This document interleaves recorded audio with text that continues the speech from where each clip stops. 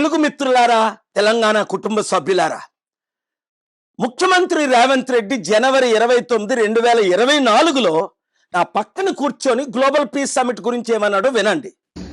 Sri Ravant Reddy ji, I am inviting you to Global Summit organized by Dr. K. Pal in Hyderabad.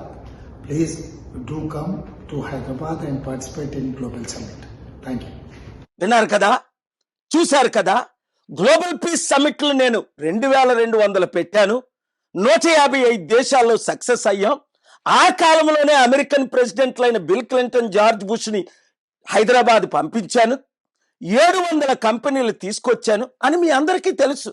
అదే మాట రేవంత్ రెడ్డి అన్నాడు. కానీ పులిని చూసి నక్క వాతలు పెట్టుకున్నట్టు నా సమిట్ ఐడియాలన్నీ కాపీ కొట్టేసి భారత్ సమిట్ అని పేరుతో ఆయన నిన్న మొన్న సమిట్లు పెట్టాడు. ఒక్క ప్రెసిడెంట్, ప్రైమ్ మినిస్టర్ వచ్చాడు? ఒక్క బిలియనర్ వచ్చాడా? ఒక్క ఇన్వెస్ట్మెంట్ వచ్చిందా? 100 కోట్లు వేస్ట్ చేసి రాహుల్ గాంధీని పిలిపించుకున్నారు. ఒక బౌన్సర్ లాగా ఆయన చుట్టూ తిరిగాడు, కానీ ఎయిర్పోర్ట్లో ఒక ముఖ్యమంత్రిలా బిహేవ్ చేశాడా? అదే నేను 1 కోటి రూపాయలు కూడా ఖర్చు పెట్టుకుంటా. 2024 నవంబర్ 23 లాస్ ఏంజలస్ లో పెట్టిన సమిట్కి 198 మంది లీడర్స్ వచ్చారు. రండి, వీళ్ళు మనల్ని మోసం చేస్తారా కానీ మన మాట వినరు.